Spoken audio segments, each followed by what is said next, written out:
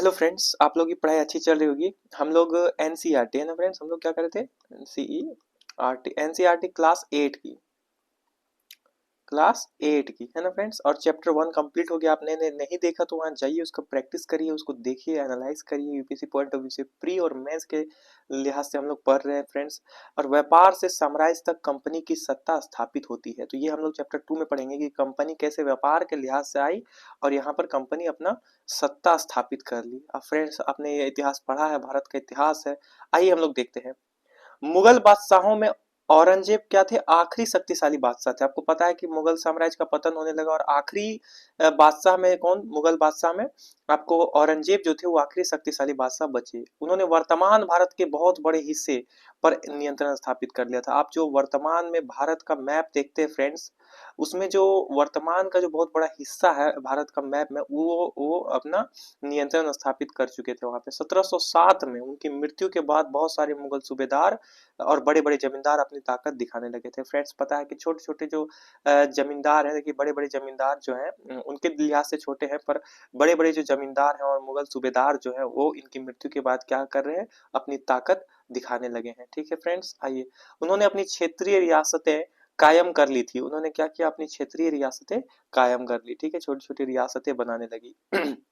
जैसे जैसे विभिन्न भागों में ताकतवर क्षेत्रीय रियासतें सामने आने लगी, दिल्ली अधिक दिनों तक प्रभावी केंद्र रूप में नहीं रह सकी। आप समझ रहे फ्रेंड्स, अगर छोटे छोटे केंद्रों के रूप में अगर सामने आ जाएगा, क्षेत्रीय कुछ रियासतें सामने आने लगेंगी, तो दिल्ली जैसे जो मुख्य केंद्र था उसको पतन हो जाएगा ना फ्रेंड्स, वो मुख्य रूप से नहीं रह पाएगा। वही हो रहा है, छोटी छोटी रियासतें बन के आ रही, उभर रही है। 18वीं सदी के उत्तरार्ध तक राजनीतिक क्षितिज पर अंग्रेजों के रूप में एक नई ताकत उभरने लगी। आप फ्रेंड्स समझ रहे हैं, 18 सेंचुरी के लास्ट लास्ट पॉइंट में आते वक्त राजनीतिक क्षितिज पर क्या हुआ कि अंग्रेजों का एक नया उभरने लगा, क्योंकि मुगल पतन हो चुका था और उसके बाद छोटे छोटे रियासतें थी, तो अंग्रेजों को एक बड़ा मौका मिला और इस वजह से वो यहाँ पर ताकत के रूप में, नई ताकत के रूप में उभरने लगी। आप समझ फ्रेंड्स, क्या आप जानते हैं कि अंग्रेज पहल एक छोटी सी व्यापारिक कंपनी के रूप में भारत आए थे? आपको पता है फ्रेंड्स कि अंग्रेज जो थे वो शुरू में एक छोटी सी व्यापारिक कंपनी के रूप में आए थे। ठीक है, और यहाँ के इलाकों पर कब्जे में उनकी ज्यादा दिलचस्पी नहीं थी, और वो यहाँ के क्षेत्रों को कब्जा करने का इरादा भी नहीं रखते थे। उनका कोई दिलचस्पी ऐसा नहीं था फ्रेंड्स। तो फिर ऐसा कैसे हुआ कि एक दिन वे इस विशाल साम्राज्य के स्वामी बन बैठे? इस अध्याय में आप देखेंगे कि कैसे हुआ। आपको पता है कि ये जो आए थे व्यापारी के दृष्टिकोण से, और इनका एकदम इंटरेस्ट नहीं था कि भारत में हम लोग शासन करेंगे, पर एक दिन आप देखते हैं कि ये पूरा साम्राज्य का ये स्वामी बन बैठे। और ये कैसे हुआ, इस चैप्टर में हम लोग समझने का प्रयास करेंगे। यहाँ देखिए फ्रेंड्स, ये चित्र देखिए, आपको दिख रहा है चित्र? देखिए, गौर से देखिए इन चीजों को। आइए यहाँ देखते हैं। आपको दिख रहा है फ्रेंड्स, कैप्टन डस हडसन है ना? यहाँ देखिए फ्रेंड्स, कैप्टन हडसन द्वारा बहादुर शाह जफर और उनके बेटे की गिरफ्तारी। जो कैप्टन हडसन है वो क्या कर रहे हैं? बहादुर शाह और उनके बेटे की गिरफ्तारी कर रहे हैं फ्रेंड्स। यहाँ देखिए, आप चित्र में देखिए, ये बहादुर शाह, ये कैप्टन हडसन है और ये बहादुर शाह है और उनके बेटे हैं, इनको गिरफ्तार कर लिया जा रहा है इन दोनों को। ठीक है फ्रेंड्स, आगे देखिए। औरंगजेब के बाद कोई मुगल बादशाह इतना ताकतवर तो नहीं हुआ, लेकिन एक प्रतीक के रूप में मुगल बादशाहों का महत्व बना हुआ था, है ना? कोई औरंगजेब के बाद इतना ताकतवर नहीं थे कोई भी शासक, बट यहाँ पर बताया जा रहा है कि मुगल बादशाहों का एक महत्व बना हुआ था। अभी भी मुगल बादशाह थे। ठीक है फ्रेंड्स, ऐसा नहीं कि पूर्णतः खत्म हो गए थे। जब 1857 में ब्रिटिश शासन के विरुद्ध भारी विद्रोह शुरू हुआ। 1857 की क्रांति आपने पढ़ा है फ्रेंड्स। तो 1857 के टाइम पीरियड में जब ब्रिटिश शासन के विरुद्ध भारी विद्रोह हो गया, तो विद्रोहियों ने मुगल बादशाह बहादुर शाह जफर को ही अपना नेता मान लिया था। क्योंकि देखिए फ्रेंड्स, उस वक्त बहादुर शाह जफर ही बचे हुए थे मुगल बादशाह के रूप में, तो उन्हीं को अपना लीडर मान लिया था। जब विद्रोह कुचल दिया गया तो कंपनी ने बहादुर शाह जफर को देश छोड़ने के लिए मजबूर कर दिया और उनके बेटे बेटों को जफर के सामने ही मार डाला। आप समझ रहे फ्रेंड्स कि जफर को क्या किया? देश छोड़ने के लिए मजबूर किया कंपनी ने, क्योंकि ये एक लीडर के रूप में सामने उभर कर आ रहे थे फ्रेंड्स 1857 की क्रांति के दौरान। और उनके बेटों को उसके सामने ही क्या किया गया? मार दिया गया फ्रेंड्स। आप ये चीजें देखिए, चित्र देखिए, कितनी ऐतिहासिक चित्र है ये फ्रेंड्स, कि मुगल बादशाह जो है और उनके बेटे, इनको ये गिरफ्तार कर रहा है फ्रेंड्स। तो ये गिरफ्तार कौन कर रहा है फ्रेंड्स? यहाँ देखिए, कैप्टन हडसन है ना? तो ये सब आप याद रखिए, बस कुछ चीजें फैक्ट्स आपको याद रखना है। यहाँ फ्रेंड्स की मैप देखिए आप यहाँ है British east India company friends, यहाँ से आई, ठीक है फ्रेंड्स, और नीचे से होते हुए यहाँ पे, यहाँ से, और एक और रास्ता है ये वाला आप देख रहे हैं फ्रेंड्स, और यहाँ से फिर इन क्षेत्रों में, इन क्षेत्रों को, इस मैप को अच्छे से आप एक बार एनालाइज करिए। ये मैप देखिए कि किस प्रकार ब्रिटिश का आगमन हुआ। जब ब्रिटिश आगमन आए अगर मेंस में, तो आप ये चित्रों को सामने रख सकते हैं फ्रेंड्स, कि उस वक्त ऐसे ऐसे क्षेत्रों में वो कुछ क्षेत्र के नाम दिए गए, एनसीईआरटी है आपके पास तो वहां जाके देखिए, अफ्रीका है, ये सबको आप देखिए।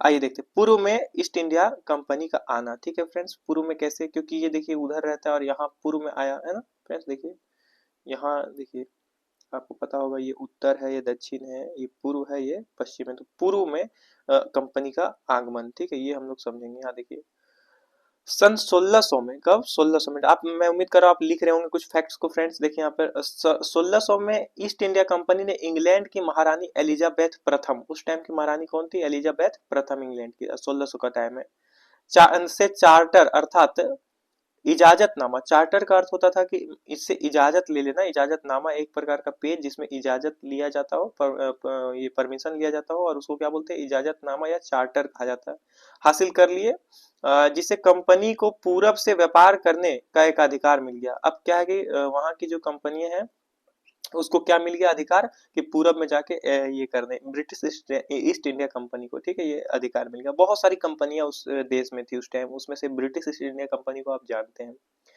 है ना फ्रेंड्स। यहाँ देखिए इस इजाजतनामे का मतलब यह था कि इंग्लैंड की और कोई, है ना, देखिए यहाँ पर फ्रेंड्स, कि कोई और व्यापारिक कंपनी इस इलाके में ईस्ट इंडिया कंपनी से होड़ नहीं कर सकती। इंग्लैंड में बहुत सारी कंपनियां थी उस वक्त फ्रेंड्स, लेकिन ये जो इजाजतनामा मिल गया इन लोगों को, तो इसका ये मतलब हो गया, अर्थ निकलता है कि व्यापारिक कंपनियां जो ईस्ट इंडिया कंपनी है, इसके अलावा और कोई भी ब्रिटेन की कंपनी वहां नहीं जा सकती पूर्व में, ठीक है फ्रेंड्स। इस चार्टर के सहारे कंपनी समुद्र पार जाकर नए इलाकों को खंगाल सकती थी, वहां से सस्ती कीमत पर चीजें खरीदकर उन्हें यूरोप में ऊंची कीमत पर बेच सकती थी। कंपनी को दूसरी अंग्रेजी व्यापारिक कंपनियों से प्रतिस्पर्धा का कोई भय नहीं था। आपको पता है फ्रेंड्स, अगर दो कंपनियां हो जाती तो क्या होता कि इनके प्राइस और इनके प्राइस में अंतर होता, जिस वजह से ये डेवलप नहीं कर पाता कंपनी। इसलिए ब्रिटिश ईस्ट इंडिया कंपनी ने क्या किया, उन्होंने इजाजतनामा ले लिया कि और कोई कंपनियां वहां ना हो, इससे क्या हो गया, प्रतिस्पर्धा का भय खत्म हो गया, ठीक है फ्रेंड्स। उस जमाने में वाणिज्यिक कंपनियां मोटे तौर पर प्रतिस्पर्धा से बचकर ही मुनाफा कमा सकती थी। आज मुनाफा कमाने के लिए कई कई चीजें हैं फ्रेंड्स, आप इकोनॉमी में पढ़ते हैं, बट उस टाइम क्या है कि वाणिज्यिक कंपनियां जो थी वो प्रतिस्पर्धा से बचकर कमा सकती, बस। आपको पता है कि दो दुकानें अगर एक साथ है तो वहां प्रतिस्पर्धा होती है, वही बेसिक चीज यहाँ पर भी बताया जा रहा है। अगर कोई प्रतिस्पर्धा ना हो तो सस्ती चीजें खरीद कर उन्हें ज्यादा कीमत पर बेच सकते हैं फ्रेंड्स। अगर ये सस्ती चीजें खरीदे और इसको बेच दे महंगी चीजों में, महंगी कीमत में, तो ये अगर अकेला कंपनी है तो ये कर सकता है, लेकिन अगर दो या तीन कंपनियां हैं तो ये सबके प्राइस अलग अलग होंगे, और जिसका उचित प्राइस होगा उसी को हम लोग खरीदेंगे, है ना फ्रेंड्स। यहाँ देखिए, लेकिन यह शाही दस्तावेज दूसरी यूरोपीय ताकतों को पूरब बाजारों में आने से रोक सकता था। जब इंग्लैंड के जहाज अफ्रीका के पश्चिम तट को छूते और हुए केप ऑफ गुड होप का चक्कर लगाकर, केप ऑफ हो, यहाँ देखिए, केप ऑफ गुड होप जो अफ्रीका के नीचे, उसको छूते हुए हिंद महासागर पर पार करते हुए, तब तक पुर्तगालियों ने भारत, है ना, जब तक ये आते तब तक पुर्तगालियों ने क्या किया कि भारत के पश्चिमी तट पर अपना उचित दर्जा करा दी थी। आप समझ रहे फ्रेंड्स, उपस्थित करा दी थी अपना, यहाँ देखिए, उपस्थित दर्ज करा दी थी कि उपस्थिति। तो यहाँ पर जब तक ये ब्रिटिश इंडिया कंपनी आती उससे पहले ही पश्चिमी तट पर, कहा, भारत के पश्चिमी तट पर, तो ये क्या कर चुके थे यहाँ पर, ये आपको पुर्तगाली, है ना फ्रेंड, देखिए पुर्तगाली आ चुके थे। तो आपको फर्स्ट में कौन है, पुर्तगाली, ये सब याद रखना है आपको, पुर्तगाली पहले आ चुके थे, है ना। तो वे गोवा में अपना ठिकाना बना चुके थे। गोवा में किस कंपनी का ये संबंध था, तो गोवा में आपका पुर्तगालियों से संबंध है, ये आपको याद रखना है, ठीक है। पुर्तगाल के खोजी यात्री वास्को द गामा ही 1498 में पहली बार भारत तक पहुंचे। तो वास्को देखिए यहाँ पर कुछ चीजें क्लियर करिए कि सबसे पहला व्यापारी भारत में कौन आया, यहाँ पे बताया गया है कि आपको पुर्तगाल, है ना, और पुर्तगाल के खोजी यात्री थे, उनका नाम था वास्को द गामा, है ना, वास्को द गामा। और इन्होंने क्या किया, 1498 में पहली बार भारत पहुंचकर इस समुद्री मार्ग का पता लगाया। भारत का खोज नहीं किया फ्रेंड्स। यहाँ से जो समुद्री मार्ग है जो ऊपर दिखाया गया है, वहां से वो इस समुद्री मार्ग का खोज करते हुए 1498 में भारत पहुंच गए। 17वीं शताब्दी की शुरुआत तक डच भी हिंद महासागर में व्यापार की संभावनाएं तलाशते लगे, है ना, तलाशने लगे। उसके बाद कौन, पुर्तगाली, फिर डच। देखिए फ्रेंड्स, डच भी 17वीं शताब्दी तक आ गए थे फ्रेंड्स। कुछ ही समय बाद फ्रांसीसी व्यापारी भी सामने आए। तो कौन कौन आ गए फ्रेंड्स, देखिए, पुर्तगाल, डच और फिर फ्रांसीसी, है ना। और उसके बाद ईस्ट इंडिया कंपनी तो था ही फ्रेंड्स। देखिए समस्या यह थी कि सारी कंपनियां एक जैसी चीजें ही खरीदना चाहती थी। ये सारी कंपनियां जो अलग अलग देशों से आई थी, ये सब एक ही चीजें खरीदना चाहती थी। यूरोप के बाजारों में भारत के बने बारीक सूती कपड़े, कौन सा यहाँ का फेमस था फ्रेंड्स, बारीक सूती कपड़े। क्या आप लोग बारीक सूती कपड़े आज भी पहनते हैं कि नहीं फ्रेंड्स, आप बताइएगा। रेशम की जबरदस्त मांग थी, है ना, यहाँ के बारीक सूती कपड़े और रेशम की बहुत मांग थी मेरे यहाँ पे, आपको फॉरेन में, है ना, उस टाइम। इनके अलावा काली मिर्च, यहाँ देखिए मसाले भारत की बहुत प्रसिद्ध है आज भी फ्रेंड्स, मसालों के लिए जाना जाता है। काली मिर्च का संबंध प्राचीन भारत से है फ्रेंड्स। काली मिर्च को क्या कहा जाता था प्राचीन भारत में, आप जाइए और PYQ के सेशन में देखिए, उसको पता करिए, पूछा है कि नहीं यूपीएससी ने। तो काली मिर्च, लौंग, इलायची और दालचीनी भी जबरदस्त मांग थी, है ना, इनकी भी मांग थी, काली मिर्च, लौंग, इलायची और दालचीनी। तो ये सब मसाले, है ना। यूरोप की कंपनियों के बीच इस बढ़ती प्रतिस्पर्धा से भारतीय बाजार में इन चीजों की कीमतें बढ़ने लगी और उनसे मिलने वाला मुनाफा गिरने लगा। जब फ्रेंड्स इन चीजों का यूरोप में बढ़िया दाम मिल रहा है, तो भारत में भी क्या होगा, इन चीजों की मांग, चीजों की कीमतें बढ़ने लगेगी और उससे मिलने वाला मुनाफा लेकिन क्या हो जाएगा, कम हो जाएगा फ्रेंड्स, गिर जाएगा। अब इन व्यापारिक कंपनियों के फलने फूलने का यही एक रास्ता था कि वे अपनी प्रतिस्पर्धी कंपनियों को खत्म कर दें। अब बताइए फ्रेंड्स कि अगर मुनाफा कम हो जाएगा, क्योंकि सभी सभी कंपनियां अगर एक ही चीज यहाँ से खरीदेंगी और एक ही दाम पे बेचेंगी, तो मुनाफा क्या हो जाएगा फ्रेंड्स, कम हो जाएगा कंपनियों का। तो अब क्या है, कंपनियों के पास एक ही रास्ता है कि आप प्रतिस्पर्धा कम कर दें फ्रेंड्स, ठीक है। लिहाजा बाजारों पर कब्जे की इस होड़ ने व्यापारिक कंपनियों के बीच लड़ाइयों की शुरुआत करा दी, ठीक है फ्रेंड्स। 17वीं शताब्दी और 18वीं शताब्दी में जब भी मौका मिलता तो कोई सी एक कंपनी किसी दूसरे कंपनी के जहाज डुबो देती, रास्ता में रुकावट खड़ी कर देती और माल से लदे जहाजों में आगे बढ़ने से रोक देती। आप ये फ्रेंड्स समझ रहे हैं चीजों को।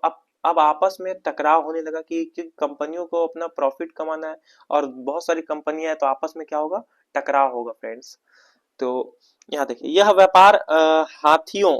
व्यापार हथियारों की मदद से चल रहा था और व्यापारिक चौकियों को किलेबंदी के जरिए सुरक्षित रखा जाता था। आप समझ रहे फ्रेंड्स, ये व्यापार किससे चल रहा था, हथियारों के दम पे चल रहा था फ्रेंड्स, समझ रहे हैं। और चौकियों को किलाबंदी के जरिए सुरक्षित किया था, किलाबंदी किया जाता था। चौकी है मान लीजिए, तो उसको किलाबंदी कर दिया जाएगा सैनिकों से और वहां पर उसको प्रोटेक्ट किया जाएगा। यहाँ देखिए, अपनी बस्तियों को किलेबंद करने और व्यापार में मुनाफा कमाने की इस कोशिश के कारण स्थानीय शासकों से भी टकराव होने लगे, है ना फ्रेंड्स। जब ये देखिए, आप समझिए कि जो बस्तियों को किलेबंदी अगर करने लगेंगे, तो क्या होगा, मुनाफा कमाने के कारण ही बेशक क्यों ना हम बस्तियों को किलेबंदी करेंगे, बट वहां के जो स्थानीय शासक है उससे फिर टकराव होने लगेगा फ्रेंड्स, कि वहां के शासक के परमिशन के बिना आप कैसे वहां पे वो चीजें कर रहे हैं।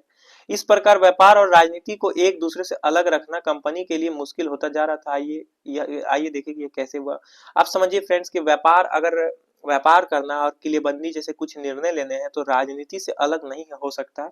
ये ब्रिटिश कंपनी धीरे धीरे समझने लगी फ्रेंड्स। और हम लोग क्या है कि देखिए, ईस्ट इंडिया कंपनी बंगाल में व्यापार शुरू करती है। कहाँ पे शुरू करती है, बंगाल में फ्रेंड्स। तो यहाँ से हम लोग देखेंगे, देखिए बंगाल में, एक मिनट फ्रेंड्स, ये देखिए, ये क्या है, फरमान का अर्थ क्या होता है, फरमान निकलना आपको पता है, एक शाही आदेश होता है, फरमान निकाला जाता था। तो ये आप कीवर्ड्स याद रखिए, नहीं तो लिख लीजिए कहीं पे। फरमान का अर्थ होता है कि एक शाही आदेश, ठीक है, एक शाही आदेश होता है फरमान के रूप। यहाँ देखिए, ईस्ट इंडिया कंपनी बंगाल की व्यापार कंपनी कैसे शुरू करती है, आइए फ्रेंड्स इसको अगले वीडियो में देखेंगे, ठीक है फ्रेंड्स।